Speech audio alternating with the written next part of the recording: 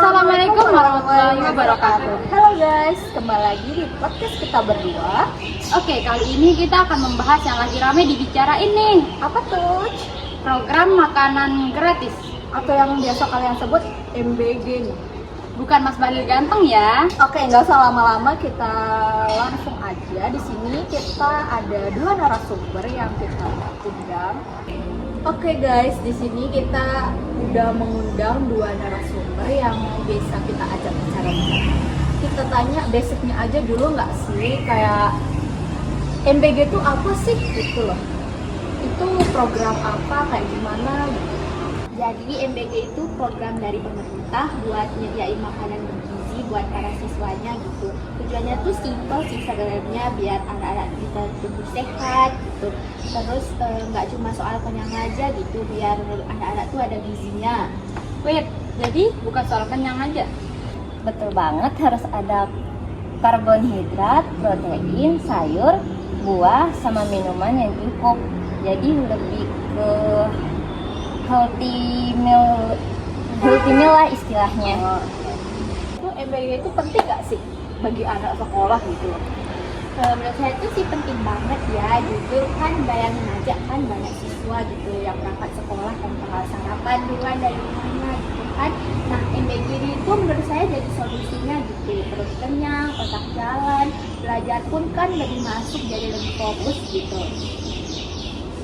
Oke, jadi menurut kalian apa sih manfaat yang terasa bagi anak sekolah tuh? Menurut kalian tuh bermanfaat tidak? Yang paling terasa itu sih energi siswa ya, kan energinya tuh jadi meningkat, terus mereka jadi lebih fokus di kelas. Kalau udah lapar kan konsisten jadinya gitu, lebih fokus lah. Oke, ngomongin manfaat nih. Apa yang paling advice dari MBG buat siswa? Yang paling terasa tuh sih energinya ya, soalnya kan energi siswa tuh jadi lebih meningkat, terus mereka jadi lebih fokus gitu pas belajarnya. Kan biasanya kalau lapar kan kita tuh lebih nggak fokus gitu belajar. Tapi kan itu bukan cuma buat siswa aja ya, tapi itu juga kan buat orang tua juga bisa kan? Orang tuanya tuh nggak perlu lagi pusing mikirin bekalnya gitu, bangun tiap pagi. Lumayan lah ya buat Iya. kurangi stres ibu rumah tangga gitu. Ya sih, ada betul juga. Terus dari siswa-siswa sendiri, manfaat apa yang paling berasa? Jelas banget, siswa jadi lebih nyaman belajar karena nggak kepikiran lapar. Terus mereka tanpa sadar jadi terbiasa makan sayur dan buah yang biasanya di skip. Nah, pas mau disajiin itu mereka jadi penasaran mau coba. Jadi menurut kalian tuh produk NTB tuh atau produk lokal tuh bisa masuk nggak gitu loh? Bisa banget kan, NTB tuh kaya gitu, kaya dengan hasil tanamannya gitu, kayak ikan segar, sayur-sayuran, hasil lautnya juga kan, ikan segar gitu. Semuanya itu kan bisa jadi bahan MBG yang ini ya, yang proper gitu. Dan untungnya double dong, siswa makan sehat, petani sama nelayan lokal juga dapat cuan. Iya dong, kan karena produknya lokal gitu, makanannya lebih segar gitu. Soalnya kan secara ekonomis juga bisa mensupport petani, nelayan, sama UMKM di NTB sekaligus. Jadi kalau soal menu, kira-kira yang paling cocok buat anak sekolah tuh kayak gimana sih? Sebenarnya nggak perlu mewah ya, nasi, ikan atau telur, sayur, plus buah itu udah oke banget.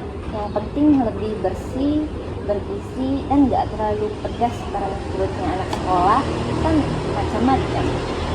Tapi ada tantangan juga nggak sih dalam membuat menu itu gitu loh?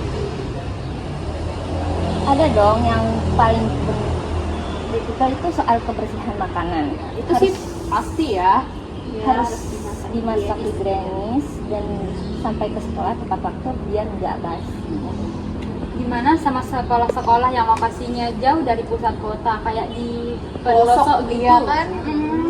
Nah itu sih jadi PR besar sih soal distribusi makanannya tuh kan harus tetap layak dimakan gitu waktu nyampenya. Kalau telat atau rusak di jalan kan jadinya sia-sia gitu, basi lah gitu.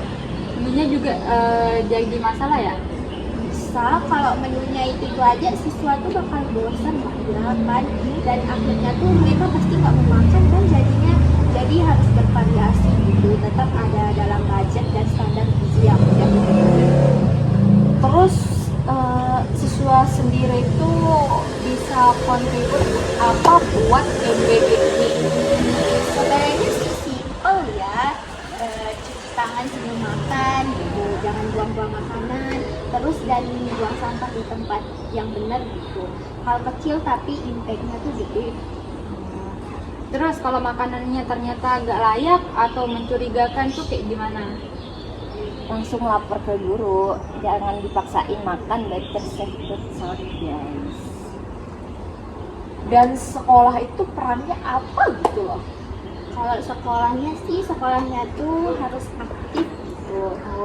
Terus ngatur distribusi, jagain kebersihan, quality control makanannya, dan kalau ada masalah harus cepat dilaporin sekolah itu, dan keepernya lah ya. Kan pasti ada harapannya ya. Jadi harapan buat kalian tuh apa sih?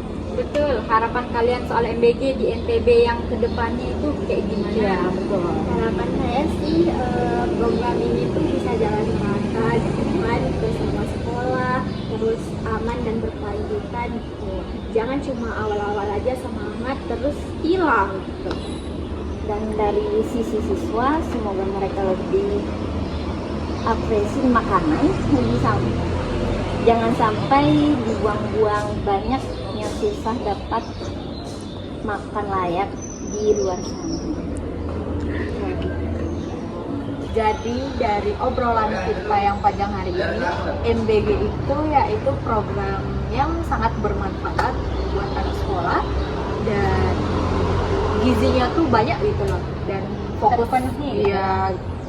Menurut saya tata pengelolaan juga harus diperhatikan ya, soalnya kan banyak yang menyalahgunakan dana, yang kayak korupsi gitu kan. Oke guys, terima kasih banget ya buat narasumber kita yang udah sharing, dan buat kalian yang udah mau dengerin sampai akhir. Oke guys, see you next time. Dah.